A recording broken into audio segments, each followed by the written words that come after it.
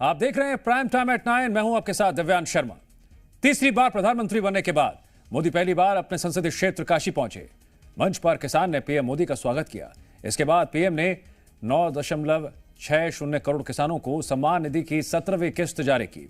इसके तहत 20,000 करोड़ रुपए किसानों के खाते में डाले गए। इस दौरान काशी की कैसी तस्वीर रही, सबसे पहले वो देखिए। शरण्ये त्र्यंबके गौरी नारायणे नमोस्तुते। नमः पार्वती पतये हर हर महादेव। प्रधानमंत्री के तौर पर हैट्रिक लगाने के बाद नरेंद्र मोदी आज पहली बार अपने संसदीय क्षेत्र वाराणसी पहुंचे। दशाश्वमेध घाट पर जाकर गंगा आरती में शामिल हुए। उससे पहले पीएम ने किसान सम्मान निधि की 17वीं किस्त जारी की। किसानों के खाते में 20,000 करोड़ रुपए भेजने के बाद प्रधानमंत्री ने एक सभा को संबोधित किया। काशी में पीएम के आज के दौरे की हाइलाइट्स देखिए। शरण्ये त्र्यंबके गौरी नारायणे नमोस्तुते।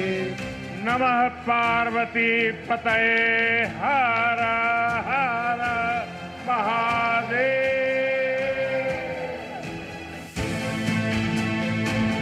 चुनाव जीतने के बाद आज हम पहली बार बनारस आयल है। काशी के लोगों ने तो सिर्फ एमपी नहीं बल्कि तीसरी बार पीएम भी चुना है। देश के लोगों ने जो जनादेश दिया है वो वाकई अभूतपूर्व है। इस जनादेश ने एक नया इतिहास रचा।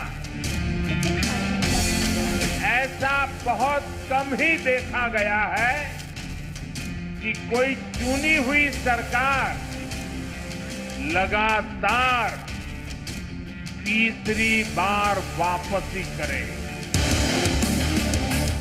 ऐसा भारत में 60 साल पहले हुआ था।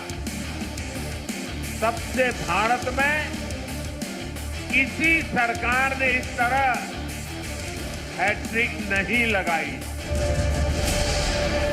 मैंने किसान, नौजवान, नारी शक्ति और गरीब इन्हें विकसित भारत का मजबूत स्तंभ माना है। अपने तीसरे कार्यकाल की शुरुआत मैंने इन्हीं के सशक्तिकरण से की है। सरकार बनते ही सबसे पहला फैसला किसान और गरीब परिवारों से जुड़ा फैसला लिया गया। विकसित भारत के इसी रास्ते को सशक्त करने वाला है। आत्मसनि प्रजासनि पशुसनि लोकसन्न्यभयसनि अग्नेः प्रजां बाहुलं मे करोत्वन्नं पयोरेतो। लोकसभा का मानसून सत्र शुरू होने में बस अब थोड़ा ही वक्त रह गया है और इस दौरान सियासी वार पलटवार भी हो रहे हैं, तैयारी भी हो रही है। कौन होगा लोकसभा का स्पीकर, इसको लेकर भी चर्चा जोरदार तरीके से छिड़ी हुई है। किसी से भी डिबेट करने को तैयार हूं, प्रधानमंत्री से। मगर मैं प्रधानमंत्री को जानता हूं, प्रधानमंत्री मुझसे डिबेट नहीं करेंगे। तकरीबन एक हफ्ते बाद 18वीं लोकसभा का सत्र शुरू होने वाला है। चर्चा है कि राहुल गांधी को पार्टी लोकसभा में नेता प्रतिपक्ष बना सकती है। हालांकि इसके लिए राहुल गांधी की सहमति का इंतजार किया जा रहा है और अगर ऐसा होता है तो पहली बार पीएम मोदी के सामने लोकसभा में कोई नेता प्रतिपक्ष होगा और वो भी राहुल गांधी। अब तक मिली जानकारी के मुताबिक कांग्रेस कार्य समिति ने लोकसभा चुनाव में पार्टी के प्रदर्शन का पूरा श्रेय राहुल गांधी को दिया है। साथ ही प्रस्ताव पारित कर राहुल से लोकसभा में नेता विपक्ष का पद संभालने का आग्रह किया। सूत्रों के अनुसार कांग्रेस के कई बड़े नेता और सांसद राहुल गांधी को इस कुर्सी पर देखना चाहते हैं, लेकिन फिलहाल इस पर कोई फैसला नहीं हो पाया है। पिछले 2 चुनाव के बाद पहली बार किसी विपक्षी दल को 10% से अधिक सीटों पर जीत मिली है। 2014 से 2024 तक लोकसभा में नेता प्रतिपक्ष का पद खाली था, लेकिन इस बार कांग्रेस के किसी सांसद को यह जिम्मेदारी संभालनी है, जिसके लिए राहुल गांधी का नाम सबसे आगे है। लोकसभा में प्रधानमंत्री मोदी और राहुल गांधी के बीच ऐसे मोमेंट्स कई बार आए। सबसे ज्यादा चर्चा में 16वीं लोकसभा की कार्यवाही की यह तस्वीर रही, जब राहुल गांधी ने पीएम मोदी की सीट तक जाकर उन्हें गले लगाया था।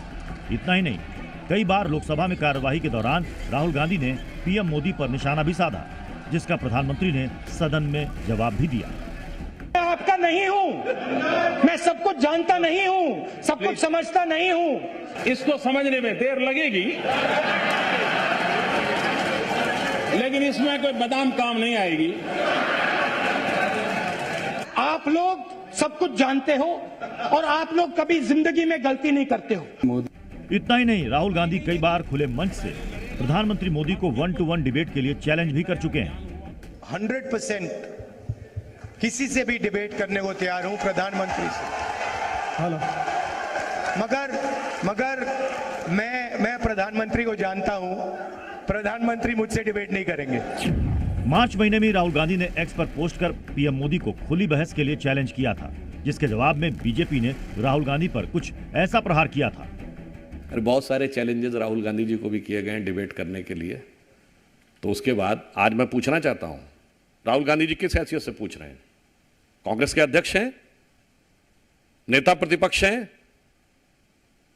या इंडी गठबंधन के चेयरमैन हैं? आप हैं क्या भाई? एक सांसद हैं साहब, एक कांग्रेस पार्टी नहीं है जहां पर कि खड़गे जी अध्यक्ष हैं और फोटो राहुल गांधी जी की है जो सिर्फ एक सांसद है।